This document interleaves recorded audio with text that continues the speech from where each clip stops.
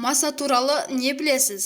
Қазіргі ғылымның анықтағанындай, масаның басында 100 көз, аузында 48 тіс, кеудесінде 3 жүрек және тұмсығында әрбірінің өзіндік атқарар қызметі бар 6 пышақ бар.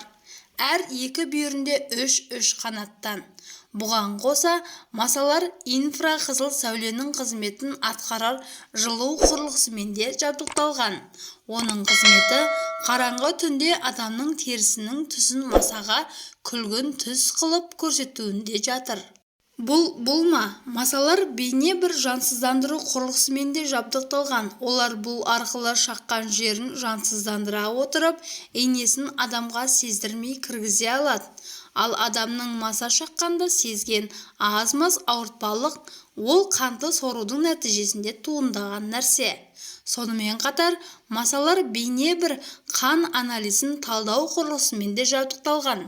Олар кез келген қанды қорыта бермейді, өздерінің бойына сіңімді қанды ғана сорады. Және де масаның қанды сұйылтатын құрылғысы тағы бар.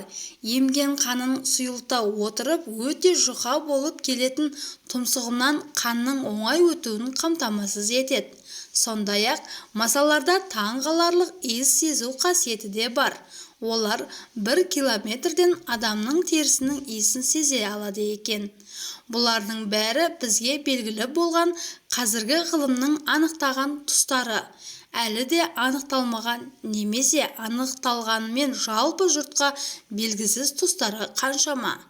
Бір қарағанда болмайтын бір қос қанатты қансорғыш шіркей сияқты, алайда қаншама таңғаларлық ерекше дүниелерге ие. Алла тағаланың Құран кәрімде Алла масаны мысал беруден ұялмайды деуі бекер емес екенін осыдан түсінуге болады. Өйткені өзге жаратқан жаратылыстары сияқты масада шебер түрде жаратылған жәндік екендігі сөзсіз. Бір масаның өзіне қарап-ақ жаратушы Алла тағаланың қаншалықты құдіретті және қаншалықты шебер екендігін ұғынуға болады. Масалар қандай адамдарды көбірек шағатынын білесіз бе? Масалар артық майы бар адамдарды және спортсмендерді жиі шағады. Спортпен шұғылданатындардың қаны таза болады, сүт қышқылы көп бөлінеді.